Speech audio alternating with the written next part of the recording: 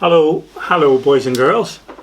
Well, these are strange days. We're all stuck indoors and we're not to be outside too much, and we're not allowed to go too far, and all those kinds of things. And maybe just you're getting a bit bored at times. Well, I've got the thing for you. What if we spend a week or maybe a little bit more reading through a story?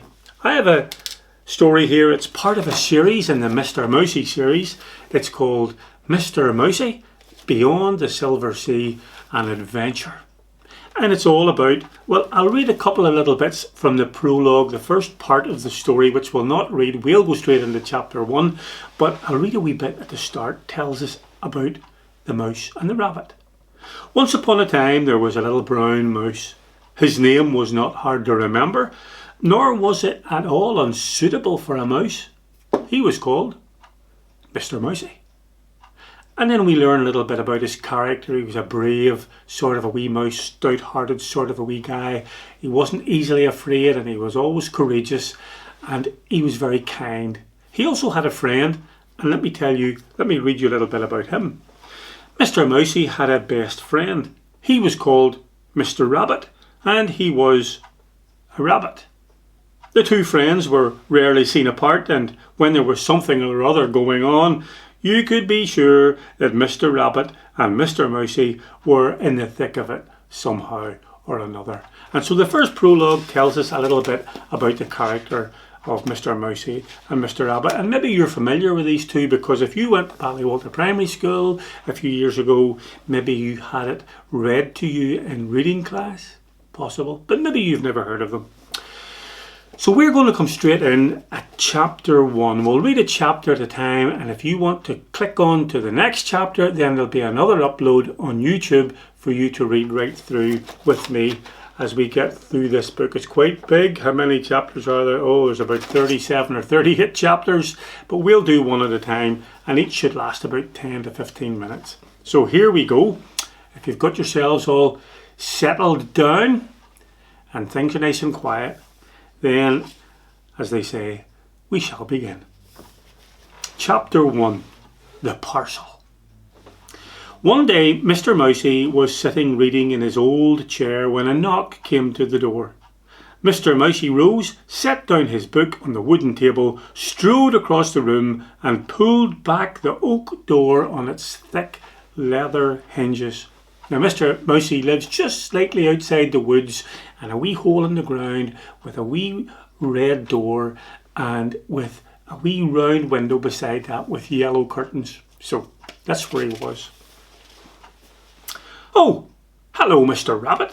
Come in. I was hoping you might call by today," said Mr Mousey to his friend, who had a fat parcel lodged under his arm. "And what's that you've got?" "Good question," replied Mr Rabbit as he followed Mr Mousey into the warm room. Mr Mousey gave his friend a "what do you mean" kind of look as he showed him to a comfortable seat next to his own. Mr Rabbit sat down into the soft chair and set the parcel on the table, which was to his left. He gave the parcel a curious, hesitant look and then turned to face his friend Mr Mousey. "You know, there's a bit of thinking needing done here," he hinted at his friend, and Mr Mousey wasn't slow at catching on what he was after. "And you reckon that good thinking is best done with a cup of tea?"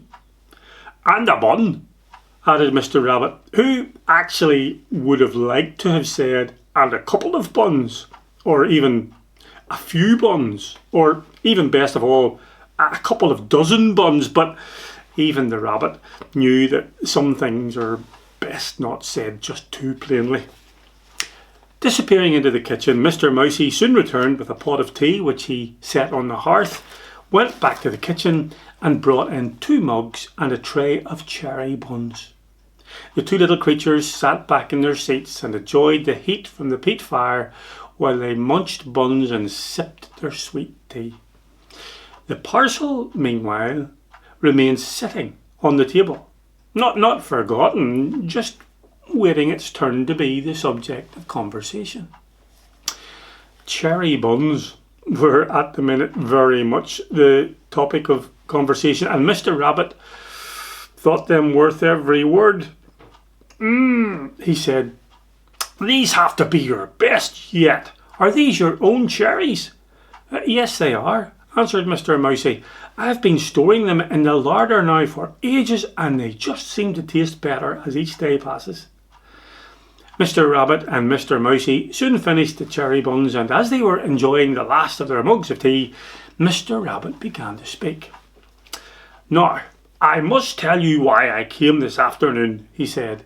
He gave a little stretch of his long floppy feet and reached over to the table and picked up the parcel he had set there when he sat down.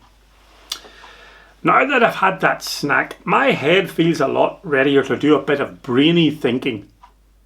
"Well, what's so special about your parcel that it has you so concerned?" asked the little mouse, wrinkling up his wee nose in a sort of questioning sort of way. "Well, I need to tell you this. Whenever one of the animals in the woods gets a visit from Mr Badger, now Billy Badger is the local postman, it is usually something interesting, something you will be glad that you received and always worth opening."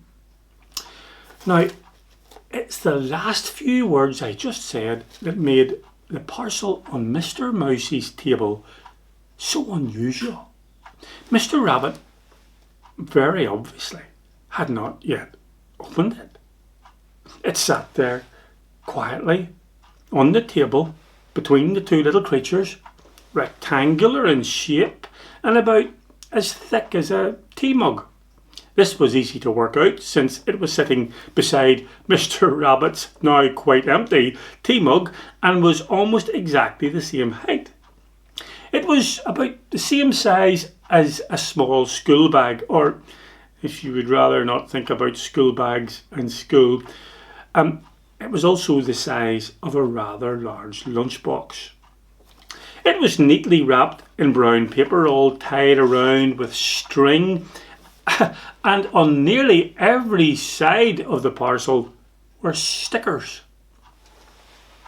Who is it from, and why haven't you opened it yet? And what are those stickers?"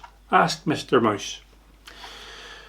Well, Mr Rabbit thought for a second before he replied.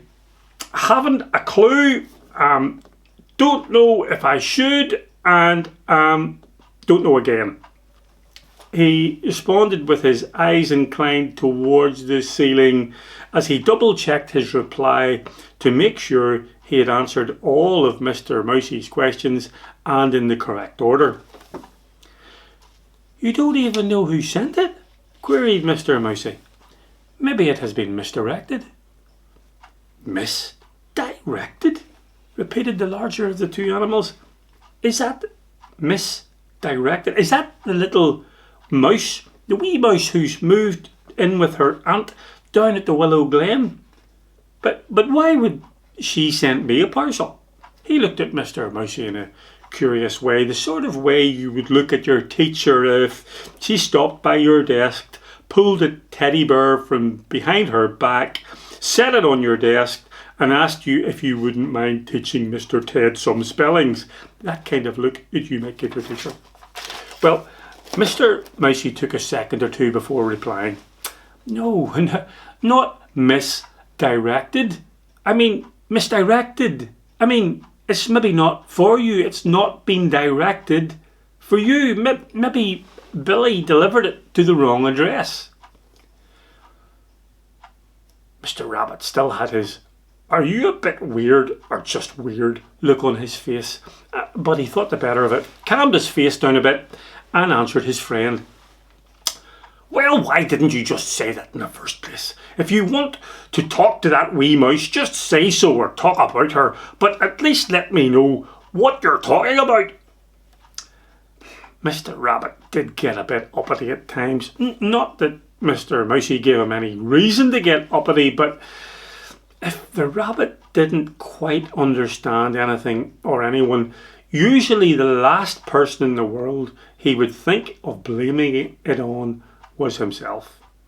Since the person not doing the understanding was almost always invariably himself, this was pretty much exactly the opposite way to go about things. But Mr Mousey could have pointed out that the conversation had taken a particularly poor direction due to the guy with the big ears and the big feet, and it wasn't his fault at all, but that just wasn't the way Mr Mousey worked. He knew that line of argument would end up in a very long line indeed, and it did nothing in the way of clearing up any confusion at all. He just instead gave his pal a little smile. Well, actually, now you mention it, she is a rather nice little mouse, and I think her name is Penelope, but never mind that for now. What about this parcel? Ah, yes. Well, no, it hasn't been sent to the wrong address. That much I'm sure of. Mr Rabbit spun the parcel around on the table until he found the address label. See, that's me all right.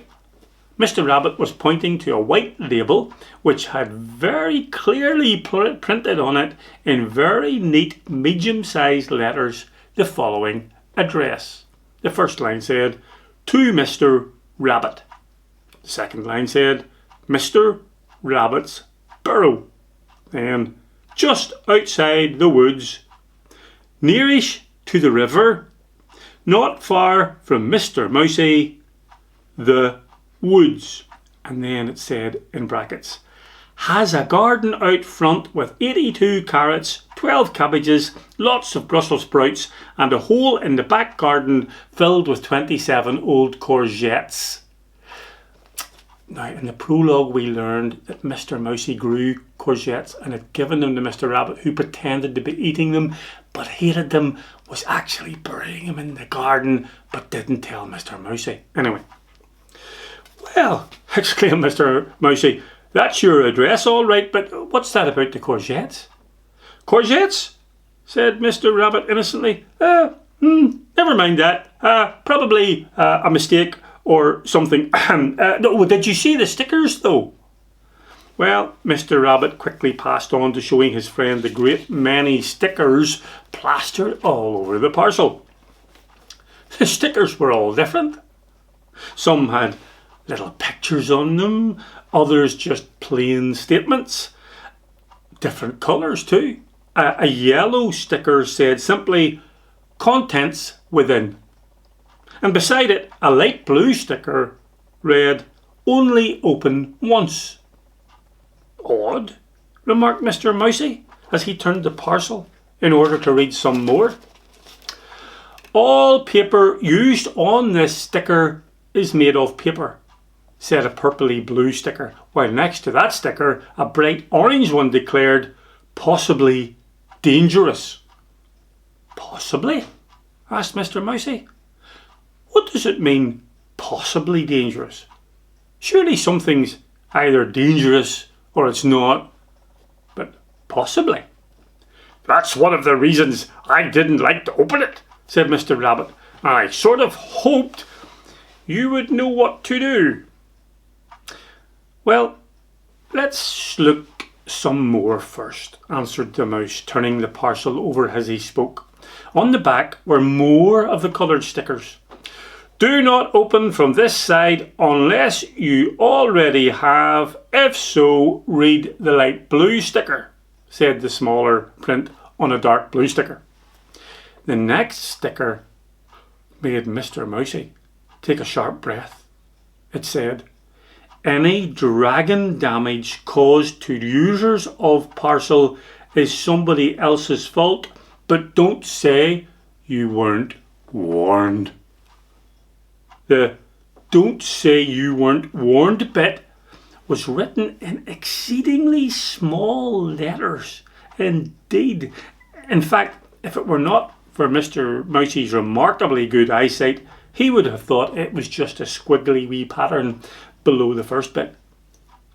"Have you read all these?" asked Mr Mousey, looking up at his friend, who was peering over Mr Mousey's shoulder at the parcel at what he hoped was a safe distance.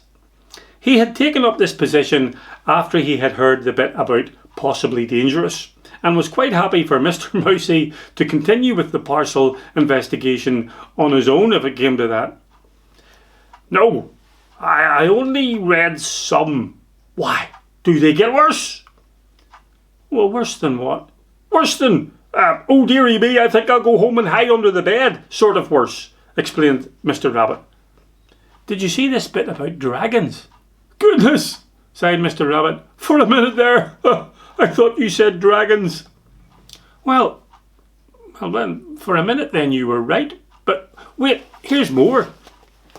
Mr Mousey peered more closely at the remaining stickers while Mr Rabbit slowly reversed across the room until he found himself well behind Mr Mousey's sofa and actually attempting to get under it. Mr Mousey was reading another label. "Only for the stout-hearted or the adventurous." And by the way, did you see the pictures? Well, he had not, so he took a closer look at some of the stickers that had illustrations. A big green sticker had a picture of a forest, and off to one side the turret of a castle poked through the trees, while in the far distance ragged mountains could be seen. A red sticker showed a fire-breathing dragon, all scaly and fierce-looking.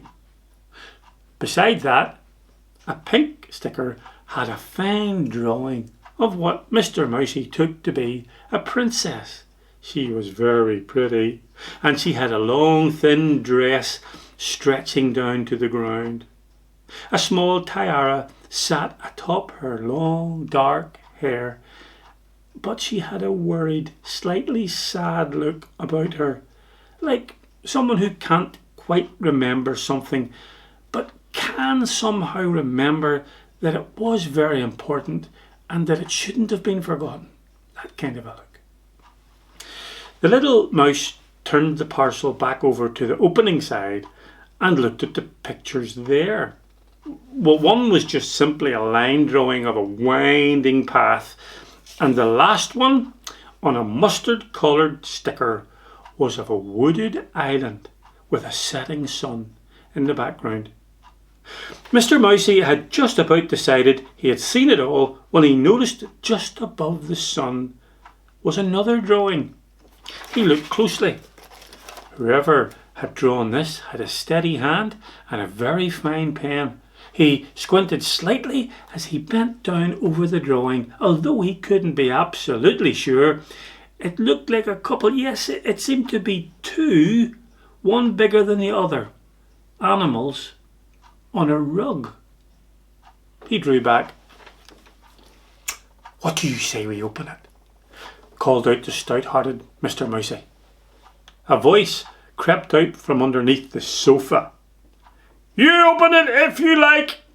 I'm not here." "Well, if you're not here, you'll not mind me opening it and opening your mail then?" asked Mr Mousey with a not very small grin.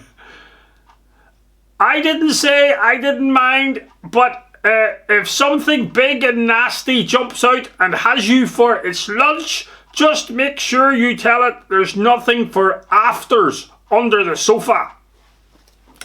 Mr Mousey chuckled lightly. Not, mind you, that he wasn't tremendously excited about the parcel, or even a little doubtful himself, but it was just that his curiosity had been sparked, and that minute it was sparked to a full-scale 4 fire engines worth of a blaze. He began to undo the strings tied around the parcel. "Are you sure you don't want to see this happening?" he called out to his under-the-furniture friend. "The sight of teeth and blood everywhere is not my idea of midday viewing," came back the answer. Mr Mousey shrugged and undid the last of the strings. Now he began to pull back the neatly folded wrapping. It only took a second. Mr Mousey looked wide-eyed at what now lay revealed on the table before him. Are you still alive? Called out the voice from beneath the sofa. Or are you just dead? It's a book, exclaimed Mr Mousey. A lovely, big book.